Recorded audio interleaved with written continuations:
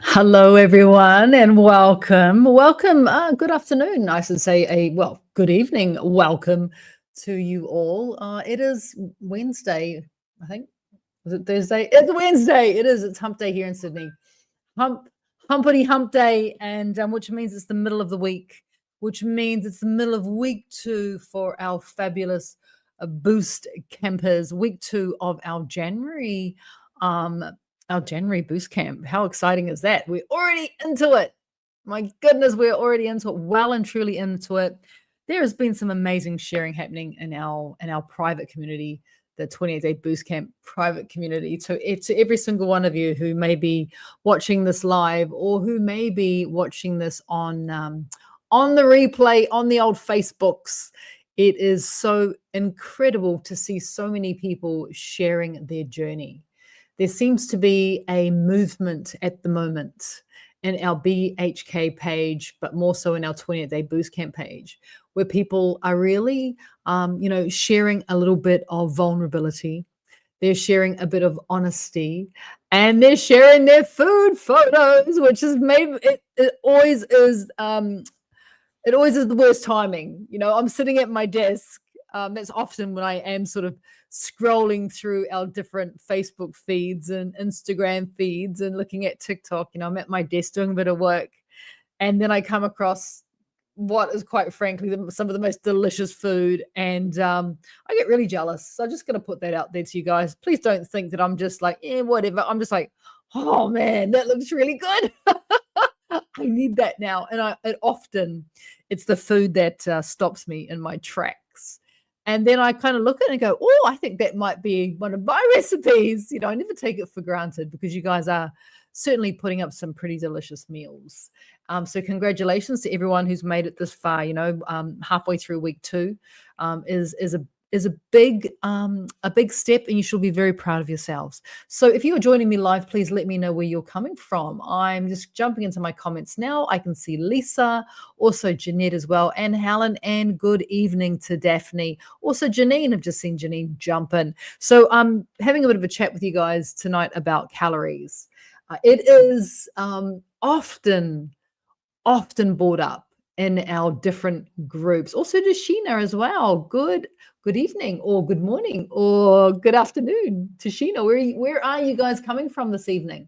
As I was saying, I'm joining you guys from Sydney, live from Sydney on a muggy old summer's evening, and wanting to share, as I was saying, a little bit about calories because it is a topic that pops up a lot in our communities. And I think the reason why it pops up often, I see that Cherie's coming to us from WA, which is Western Australia, of course. We've got Jeanette also joining us from Victoria, the great state of Victoria, joining us from Melbourne. So welcome, ladies.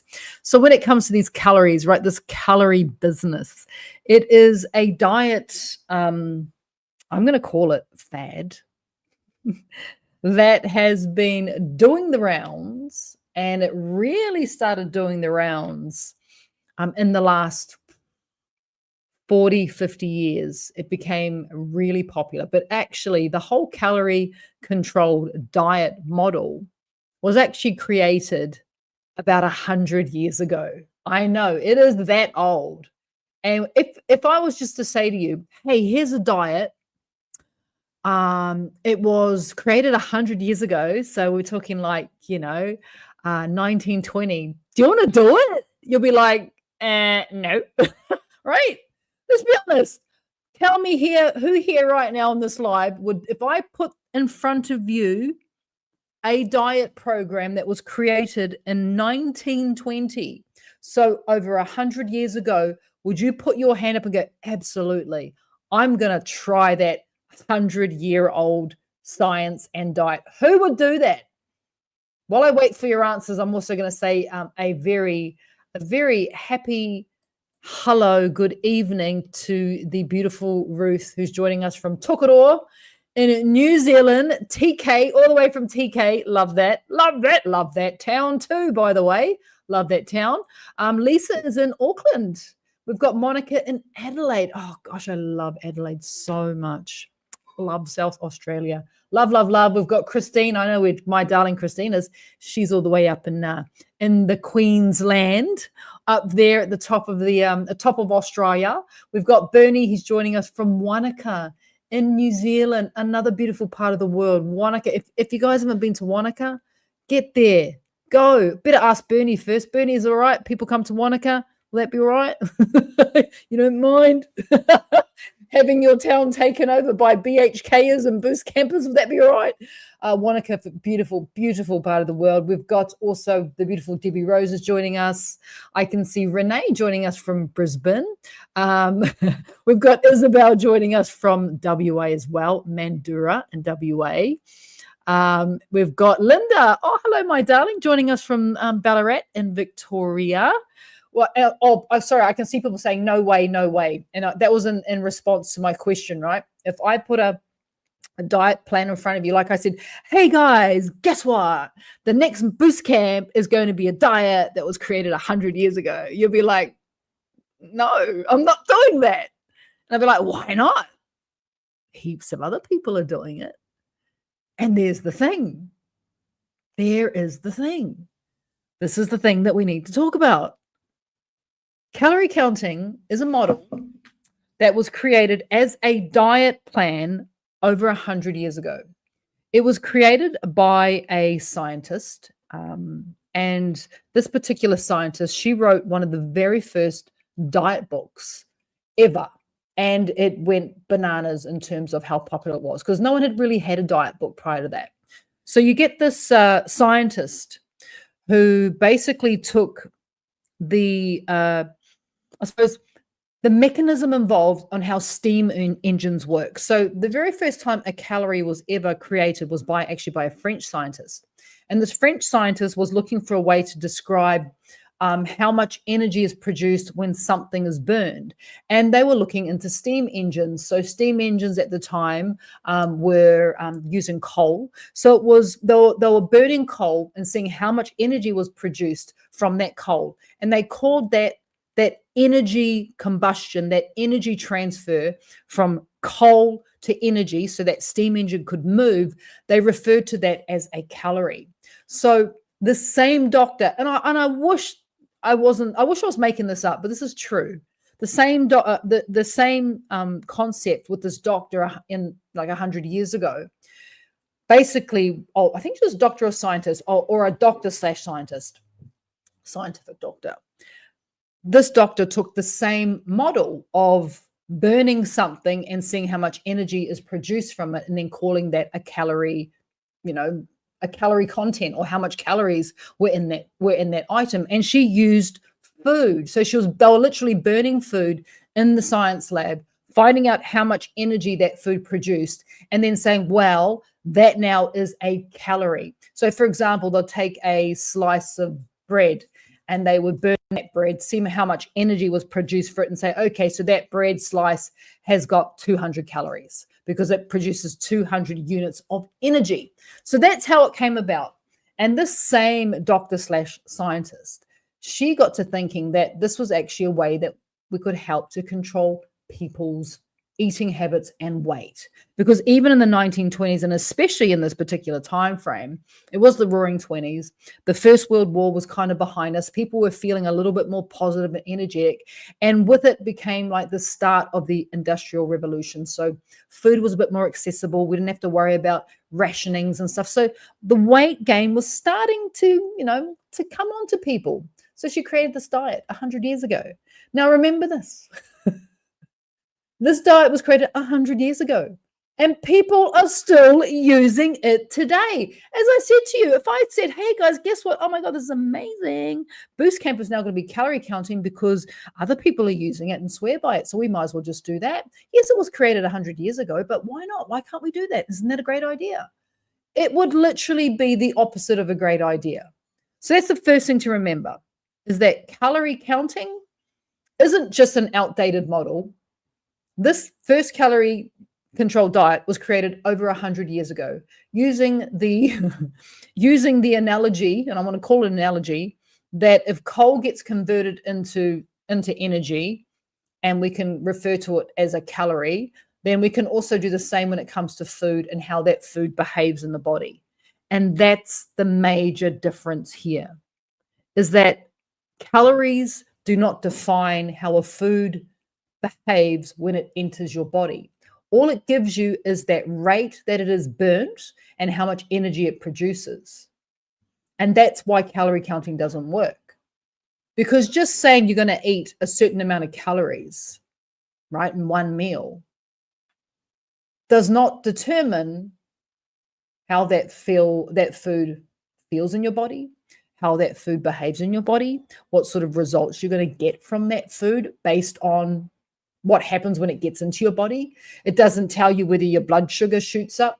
It doesn't tell you whether it suppresses your immune system. It doesn't tell you whether it provides fiber or protein or healthy fats or nutrients or minerals or vitamins. It just relies on counting the amount of energy that's contained within that food. Can you see how illogical this particular way of looking at our bodies is? Our body does not understand what a calorie is. And that's why that is my number one top reason why calories don't count, even though people want to count them, right? But they don't count because your body has no idea what a calorie is. Good luck trying to explain calories to your small intestine. It doesn't know. It doesn't care. All your small intestine and your body knows is whether you're giving it nutrients or not. So this is why, calories are not created equal. If I was to say to you, I want you to eat 250 calories in the next meal, you could eat a donut. Like literally, you're good. You were like, sweet. Bridget just said I just need to eat 200 calories. So you know what I'm going to do? I'm just going to go out there, get me an old donut, maybe a pink one with sprinkles on top. Because, you can definitely eat a donut and it would probably be, depending on the size of the donut, 250 calories or less. Right? And if you weigh these up, if I said to you, you can have, 250 calories in your next meal, you could eat 250 calories worth of broccoli. And what do you think the difference will be whether you eat one donut, big one, 250 calories, or you ate 250 calories worth of donuts, worth of broccoli? What do you think possibly the effect on your body would be if that was to happen? Like, firstly, that donut would obviously cause a massive, massive glucose spike in your body. Like, you'd be high as a kite, and not in a good way. You'd be high, you'd be on that sugar roller coaster, and as you guys know, what goes up must come down. So you're going to be high and then you're going to crash. And guess what happens when you crash? You need to get high again, because don't forget, sugar is a drug. And your body will be craving the sugar rush just to get you back up there again. And just like any other drug, over time, you need more and more and more sugar to get high. Like, sugar is a drug. It affects the same regions of our brain as class A drugs like cocaine and heroin. The same regions light up in the brain, whether you're having a sugary donut or whether you're having, cocaine. It is a drug. And, and calories don't take into account the fact that there are addictive foods out there. They just count the calories. So it kind of makes sense, right? If food, and this is number two, food is way more complex than simplifying it down to a calorie count. And this is one of the things that I was talking about online today. I saw someone ask a question. I thought it's a really good time for us to all talk about it, because it's often not seen through the eyes that it needs to be seen through. Yes, it's an old diet. It's 100 years old. That's number one. You're like, why do you want to do something that's 100 years old? Like, geez, I think we've moved on. I think the science has improved, right? I get it. From back in the day, like 100 years ago, we didn't know what we know now. And at the time, it was like literally one of the first, diet books that sold out. Like they couldn't make enough of them. They couldn't print them fast enough. But what we know now, times certainly have changed. And not only have times changed, but our access to food has changed as well. So even the types of foods that you could get 100 years ago is so completely different to now.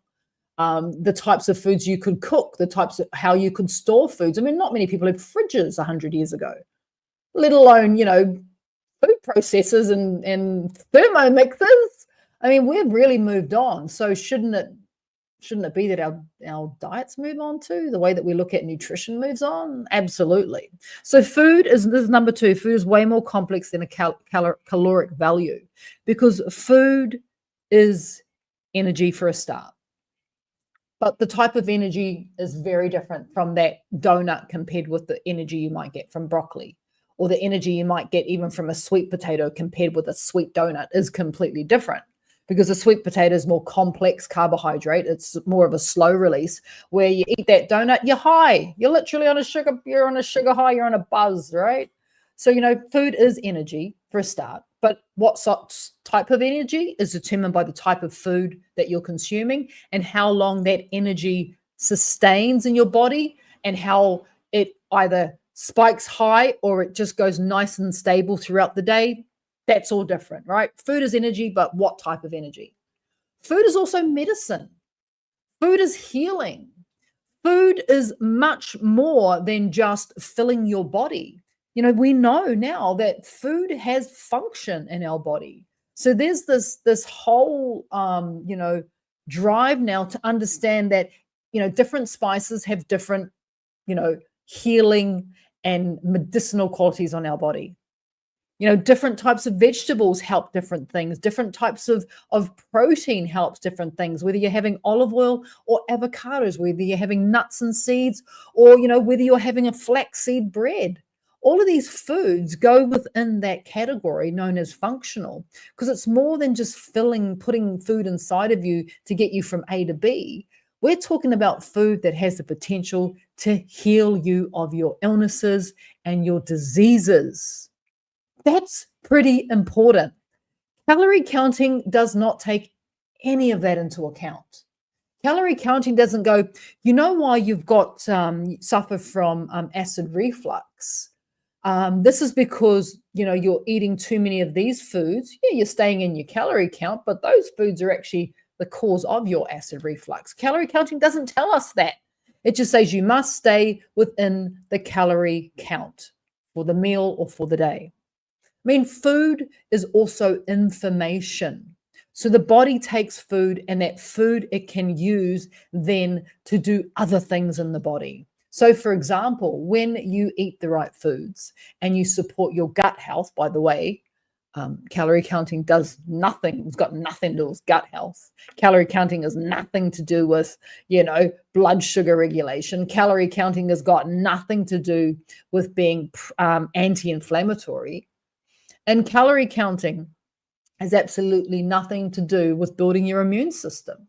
So if you eat the right food and you support your gut health, right, you eat the right nutrition, regardless of the calorie count, if you eat the right nutrition and these particular food groups that you're eating is actually supporting the bacteria that call you home, you're going to strengthen and improve your immune system. So you're going to be stronger. You're going to be able to fight off disease and illnesses and viruses because your body has a strong immune system. You can't do that with calorie counting. And let's be really honest here. Food is love. Like, food is nurturing. Food is giving. It's sharing. And I see a lot of love happening in calorie counting. I see it being broken down into a very black and white situation, and food is not black and white. Food is emotions dragged into them. Food is emotional eating for some people. Food is pleasure. There is just so many reasons why we eat, why we cook. And when we just, funnel it and refine it and sort of whittle it down to a simple system of just count your calories and you'll be fine, calories in versus calories out, it doesn't cut it, does it? And it doesn't cut it so much that this is one of the main reasons, like this whole calorie counting that got really popular about 50 years ago. So I'm going back to sort of the late 60s, very early 70s, where the calorie counting diet just exploded around the world. Started really strongly in the US, in the United States. And from there, other governments picked it up and made it policy. And they started putting calorie counts on the back of all our packages, right? I want to tell me whether it's gut healthy. I want it to tell me whether it's, full of fiber and whether it's going to, make me poo regular. And I want it to tell me whether it's going to give me, sustained energy throughout the day, and whether it's going to heal my gut and look after my immune system and clean up my skin and my hair and my nails. Don't tell me the calorie count, because I don't care, because calories don't count. I've forgotten what number we are, but we're going along quite nicely. I think that was number 3 or 2. So we know now that food can look very differently when it comes to calories. So, 500 calories of, broccoli looks really different from 500 calories of donuts. So I've got a little game that I want to play with you guys. Are you ready? This is a really cool little game. I'm going to put up a slide, and then you're going to tell me which has the least amount of calories. Okay, so I know the answer, but I want you to have a look at this slide, right? This is a bit of fun. This is just to show you that calories look very different, depending on what that food is. So here is our slide. Sorry, I've got my little thing in the way. Which has, let me move that, the lowest calories out of all these foods. Now, as we're looking at this, so which has the lowest calories? Is it 1 tablespoon of peanut butter? Natural peanut butter. No sugar even in that peanut butter, just peanuts that have been buttered. So basically ground peanuts. Is it 20, remember the lowest calories? Is it 25 strawberries? Is it 3 cups of cooked broccoli? Is it 1 small square of a Cadbury chocolate? Or is it a 1/4 of a cup of brown rice? Remember, what has the lowest calories? The lowest calorie. Wendy's saying broccoli. Is any more guesses? 3 cups of broccoli, lowest calories out of these 1, 2, 3, 4, 5 items in front of you. Linda is also saying broccoli. Congratulations. Well, I'm not saying it's the right answer, but thank you for your entry into our little game, our little competition here. Martina is also saying broccoli. Das ist gut, Martina. Das ist gut. Das ist sehr gut. Oh, Lynn's saying strawberries. Oh, we've got a little bit of variation now. Robin, there's a lot of hands up for broccoli. 3 cups of broccoli, guys. That's a lot of broccoli. 3 cups compared with 1 small square of chocolate. Are you sure? Someone's saying strawberries. There's only 25 strawberries there. 1 small square of chocolate. Surely it's got lower calories than 3 cups of broccoli. Am I swaying anyone? Jeanette's just saying plants, so broccoli. But hey, Jeanette, the peanut butter's plants, strawberries are plants, chocolate's plants, unless it's got, it's cacao. And guess what? Brown rice is a plant too. So these are all plants on this board, apart from probably some dairy in that chocolate. This is all pretty much plant-based, all of these things. So any other guesses? Does anyone think that it's possibly the chocolate has the lowest calories? No, everyone's pretty much on the money, on their broccoli buzz right now. Broccoli, another one for broccoli. Anyone else? Does anyone else want to have a go before I actually give you the answer? And by the way, none of you are correct. You are all incorrect.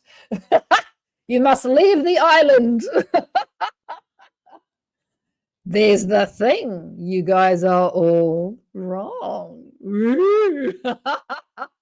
Oh, I like this game. I like it. Oh, Trish is like, change it to chocolate. If I had a prize, man, you guys would be super, super into this, more serious, but I love it. I love it. So here we go. The answer to the question is By the way, someone's now saying peanut butter. 1 tablespoon of peanut butter, 25 strawberries, 3 cups of cooked broccoli, 1 small square of Cadbury chocolate, or a quarter cup of brown rice. And we do actually have a winner. We have a winner. And the answer to this question, which has the lowest calories, is every single one of these is 100 calories. They are all the same. They are all the same. Isn't that? I know, it's bananas, right? No, it's not. There's no bananas there whatsoever. Every single, I think that was Linda. That was Linda Bloom got that one right. She was the first one to answer correctly. Congratulations, Linda. Who was it? I'm going to go back. Where's our superstar? There we go. There we go. Good on you, Linda. Must be all that good Ballarat air that you're breathing in, right? So yeah, Linda is correct. Every single one of those items, whether it be, and this is, think about that. Stop and think about that. Let's pull that up one more time. And I want your eyes now to be mindful, and your brain, of course, to be mindful that they are all the same. They're all the same calories. Now, if they're all the same calories, they're around about 100 calories. I can't be precise, right? This is what 100 calories of peanut butter looks like. It's 1 tablespoon. 25 strawberries. You know, how big are the strawberries? Decent size, medium, 100 calories. 3 cups of broccoli, cooked broccoli, 100 calories. 1 small square of Cadbury chocolate. Can you believe that? 100 calories. And only a quarter of a cup of brown rice is going to give us 100 calories. Now, if I said to you, go away and eat 100 calories for your next meal, like, what's going to give you more bang for your buck? That 1 tablespoon of peanut butter? I'm pretty sure you'd be pretty hungry if all you ate for lunch was 1 tablespoon of peanut butter. 25 strawberries? Maybe, but you know, those strawberries will give you a bit of a blood sugar spike, especially if you haven't eaten anything else before that, or you know, you haven't eaten. That's how you break your fast. 3 cups of broccoli? Yeah, pretty boring, I must say. Like, could you give me a bit of excitement? But you know what? It's definitely the most nutritious thing. How about if you just ate 1 small square of chocolate, because you could only eat 100 calories in that meal, or a quarter of a cup of brown rice? Now, we know what the chocolate and the brown rice are going to do to you. You're going to get a blood sugar spike. You're going to be on a sugar high, even though it's a tiny, tiny little portion. You're hardly having anything, right? And you're going to be on a sugar high.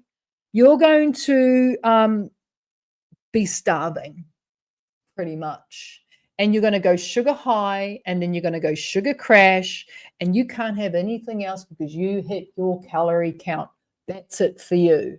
What is your chances of sustaining that diet if that's how strict it was? You had to stay within your calories.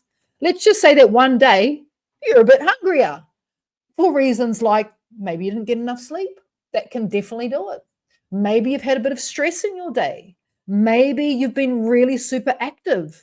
So one of the things that calorie counting diets don't take into account is any of the variables which life is. So number 3 is that calorie controlled diets are too restrictive because they don't take into account that days happen, that life happens. In fact, you know, they try to actively avoid that by trying to simplify what is a very complex system, which is your body, and say, oh, it's all right, as long as you stick to the calorie count, you know, you'll be fine. You'll be fine. So we need to move past that and to realize that not only is food complex, our body's even more complex. And calorie counting is very, very simple. And because it's so simple, it doesn't take into account the other things that are important. Like, one of the things I love about Boost Camp is your flexibility. You know, you get to make meals that are often way too big. Anyway, the majority of people do not finish, you know, the portions, which I'm not going to apologize for. It's really important that you feel that you are eating enough and you're satisfied and you can physically push that plate away. It's all part of mindful eating. Now, if you're just eating, you know, your little calorie count, and for whatever reason you need more that time, how are you going to do it? How are you going to get it in? Are you going to add another cup of broccoli because it's got the lowest calorie count and literally die of boredom? I mean, it's just unsustainable, isn't it? It's completely and utterly unsustainable on such a level. It's one of the main reasons why calorie counting does not work long term, because it'll work for the short term, but it will not work for long term. And that for me is number 4. So when it comes to calorie counting, and if like say if I came to you and said, okay, I want to put you on a 1,500 calorie a day diet, and you go, great, no problem, and off you pop. And 1,500 calories is, you can get some, you can get probably, what would that be? 3 times 15, and 45 cups of broccoli in for your day. That's a lot of broccoli. You could eat, 10, 15 tablespoons of peanut butter. That's 1,500 calories. You could have, I don't know, 200, 300 strawberries, or, 15 blocks of chocolate, little blocks of Cadbury chocolate to get, there's a lot you could do with 1,500 calories. So I give you a diet and I say, hey, go and eat 1,500 calories. And you're like, count, monitor.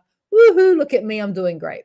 Now, if you had previously been eating or consuming on average, let's say 2,000 calories a day, and especially if you're someone who's always or seems to eat or normally eats quite similar foods, your energy intake will probably be around about the same, right? So you'd be taking in 2,000 calories a day. Maybe you always have the same breakfast. Lunch is pretty similar, and you swap out a few bits and pieces. You always have a similar type of number of dinners. You snack at this time, you have morning tea at that time.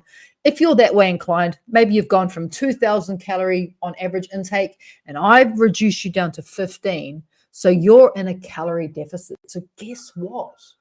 You will lose a bit of weight because you've gone from 2,000 calories to 15. You're going to lose a bit of weight. But what happens is, if you stay on that 1,500 calories a day, your body will get used to it, just like it was used to the 2,000 calorie a day diet. And maybe you want to lose more weight. So what happens is you come back to me as your nutritionist or your motivational guide, your chef. Probably a nutritionist when I think about it. Chefs don't know anything. They don't seem to care about calories. It's not up to a chef to know what a calorie or a macronutrient is. So you come up to me and say, I've been doing your 1,500 calorie a day diet. And to begin with, it was great. I lost a couple of kilos, it was fantastic.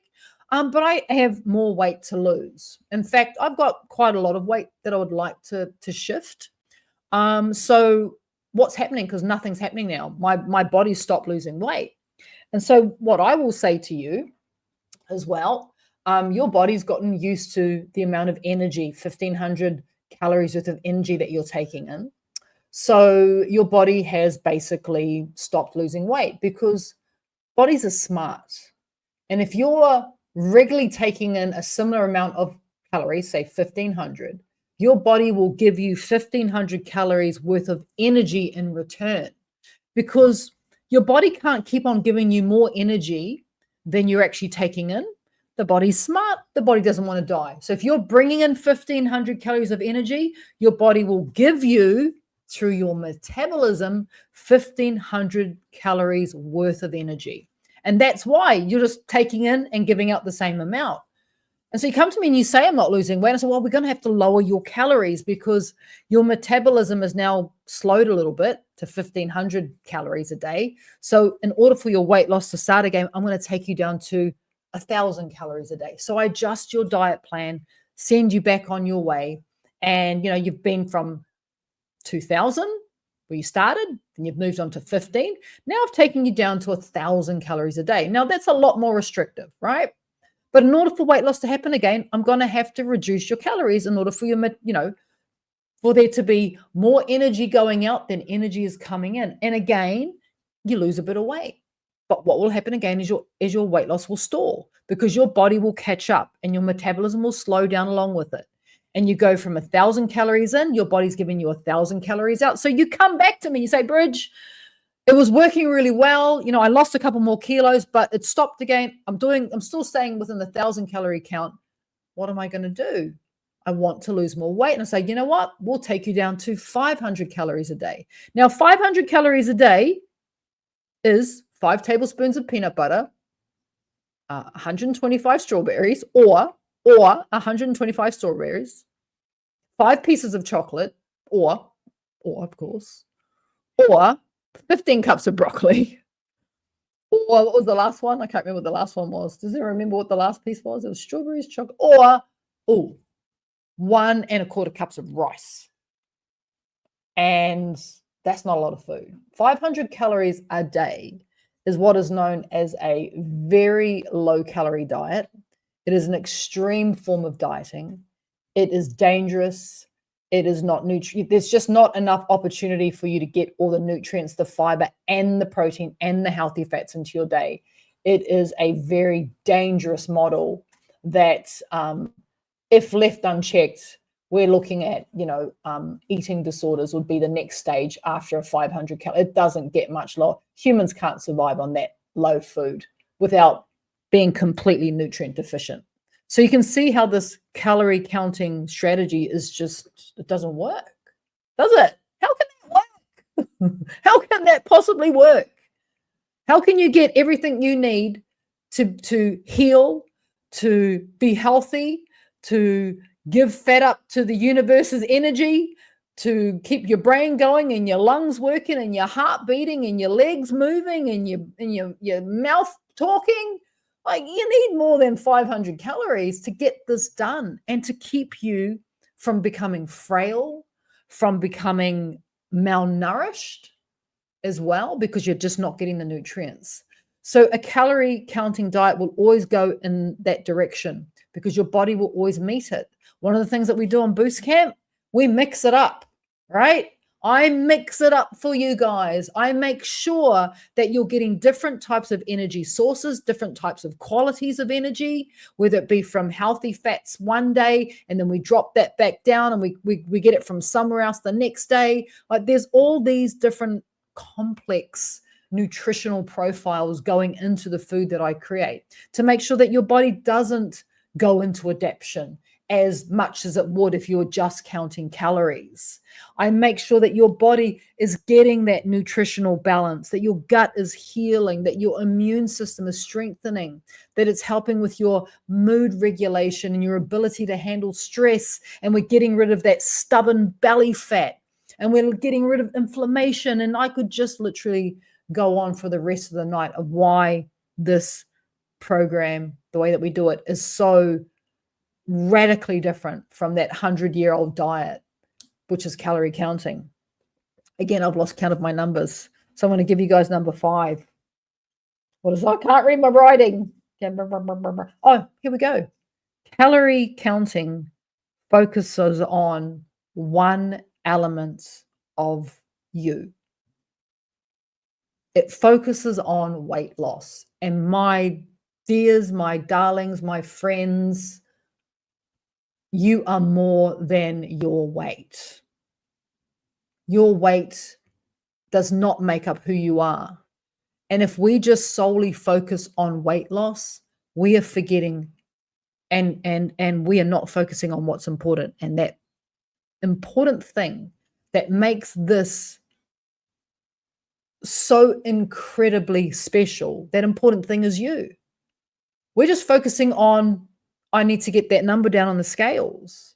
Whereas in actual fact, we're not focusing on you, how you feel, how you interact with the world, whether you're happy, whether you're sad, whether you're smiling more, whether you've got mental clarity, whether you've got the energy to get through your day, whether you've stopped snacking at 12 o'clock in the morning, at midnight snacks, whether you've stopped snacking at 4 o'clock in the afternoon, whether you've been able to give up the foods that were making you feel bloated and cramping. That calorie counting does not address any of these things. It doesn't address how well you're sleeping. It doesn't address how much water you're consuming. It doesn't address how you're managing stress, what type of movement you're getting. It just counts calories. It doesn't take care of you. And you are the center of this entire equation. It is all about you. And if we don't take you into account and your needs and your desires, which are so much more than just weight, than just a number on the scales, we are missing the biggest piece of this puzzle, which is how food makes you feel, how food delivers you goals or takes you further away from those goals. You've heard of empty calories, right? So those are foods that have basically got no nutrition whatsoever. They've just got calories. And a lot of those foods that have got no nutrition are the foods that we need to avoid, right? Because you could eat a donut, it's got no nutritional value. In fact, it's got the opposite of value.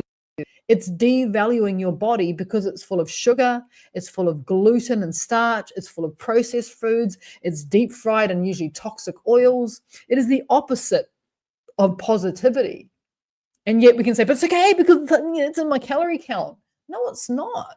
And if we keep on, defining food by a simple caloric value, we again run this huge risk of not understanding how complex our bodies are. And our bodies, because they're complex systems, they need a response whereas food that we're eating is complex. It's not empty like that donut or that French fry or that Cadbury chocolate bar. There is a complex nature and structure about it because that's what our bodies want. And that's what we respond to. We are more than our weight. And it is absolutely incredible when you can take those scales and you can put them away forever. Well, maybe for most of the time. I've still got them, but I don't jump on them. I don't need to.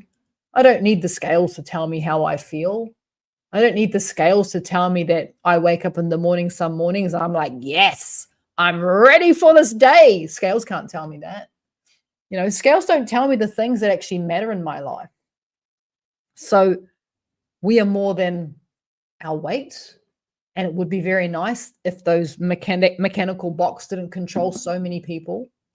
And it would be very nice if we all focused on not doing a 100-year-old diet, but actually being able to do something that is well-researched. Calorie counting is definitely well-researched, but not in good ways. The calorie counting diets are actually like, oh my gosh, I can't believe we did this for so long. I can't believe we promoted this. I can't believe it's on every single packet in supermarkets. And by law, you've got to have a calorie or kilojoule count on it. It's archaic. And yes, it's very, very outdated. So I hope you've enjoyed tonight's quick little chat. Well, quick, 42 minutes, not that quick. But I wanted to discuss it because it's amazing when you know. It's so empowering when you can move past all the things that used to hang us up and go, oh, I don't need to know how many calories are in that because calories don't count. I count. I matter. And I'm more than my weight and I'm more than the scales because we're doing food for life here. Food for healing, food for love, food for lifestyle, food for all the things, right? We're doing food for all the amazing goals that we all have. So I hope you've enjoyed tonight. I've enjoyed playing that little game with you. We'll do that more. We'll do that more. That's fun. That's fun. But yeah, it's really interesting when you kind of look at it like that and just realize that, calories are not created equal, and neither is the benefit or the lack of benefit we get out of whatever it is the food that we're eating. So have a fabulous evening tonight. I am just waiting for my partner